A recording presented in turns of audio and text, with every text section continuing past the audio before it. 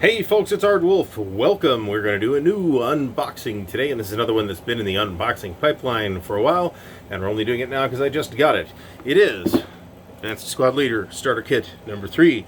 Now, this is one of 7 Advanced Squad Leader Starter Kit products, not including the scenarios that you will find in ASL Journal or Operations Magazine, and probably in various other places as well. Plus, of course, I don't know if there's third-party starter kit stuff or not. I'd be a little surprised if there wasn't. But this just arrived in the post direct from our friends at Multi-Man Publishing.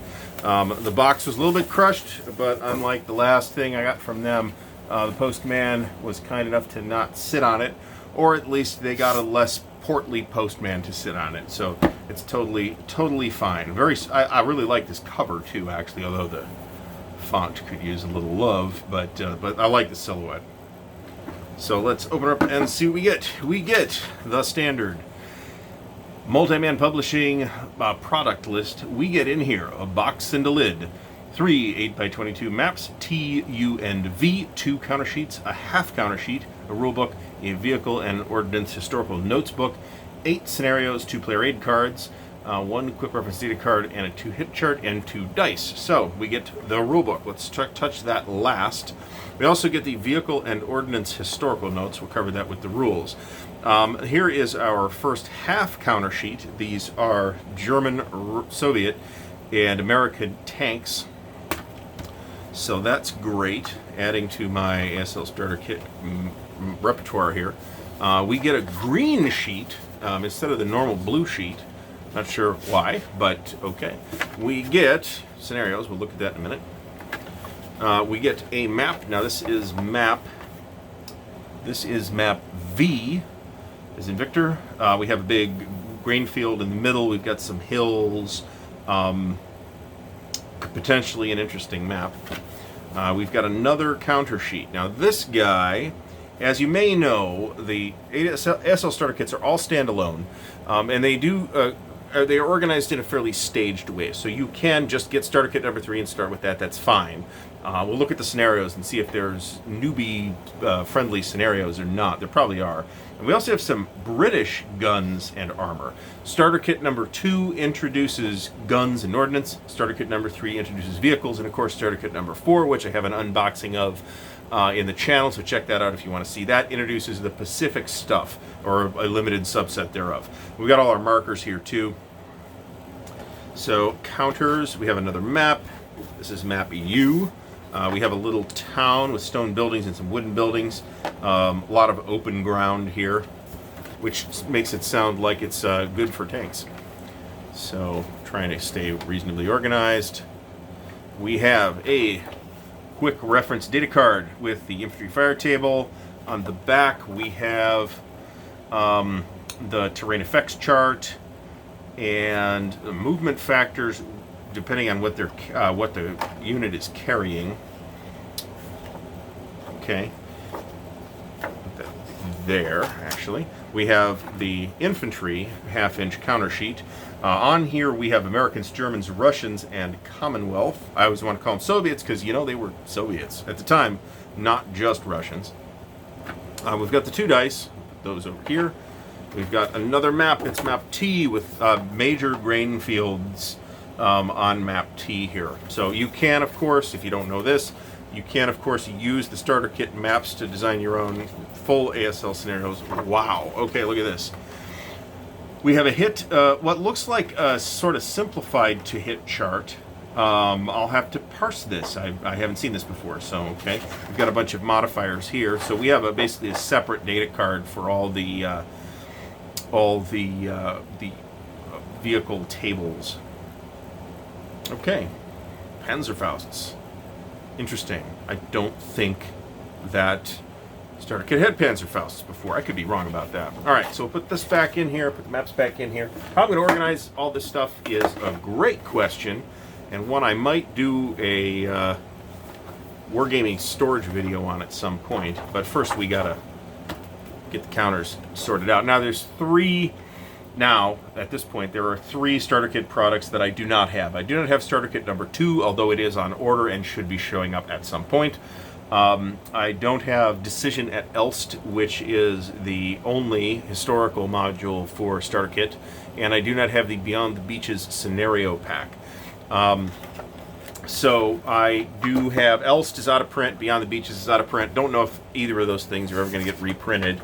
My guess is that Beyond the Beaches will. I believe it's been reprinted before, but that Elst might not, which would be unfortunate because I don't have it. So we start with Joseph 351, scenario S20, and it uses part of 2 boards.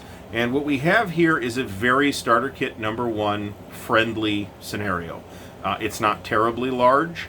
Looks like we have randomized elements of the Americans come in. I'll have to read that. Looks like here's when they come in. I'll have to read the scenario. But this is in France in August of 1944. Clash at Boriskova is in Russia in 1943. We have here a quite straightforward-looking tank duel. 10 tanks on the Soviet side and 6 tanks on the German side, from Grossdeutschland, actually, and 3rd Guards Tank Corps. We have a scenario in Sicily with the Americans and the Germans. This is July 1943, very early in the Sicilian campaign, actually. Hermann Goering Division. Looks like, in ASL terms, they consist of some first-line troops and some elites. Monty's Gamble, Oosterbeek, Holland. This would be during Operation Market Garden.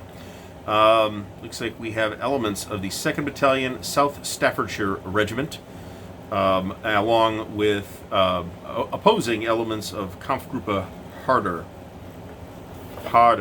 I think. So that's interesting. Always glad to see that. Sherman marches west. Krupke, Byelorussia, June 1944. Elements of 3rd Guard Tank Corps, and those are indeed Lend-Lease Shermans. That is neat. We have a battle in Lithuania in 41. Last ally, last victory. Here we have a battle in Hungary between the Soviets and the Germans. We have 33rd Rifle Corps, 6th Guard Tank Army, more stuff from 6th Guards Tank, and elements of 1st Panzer Division.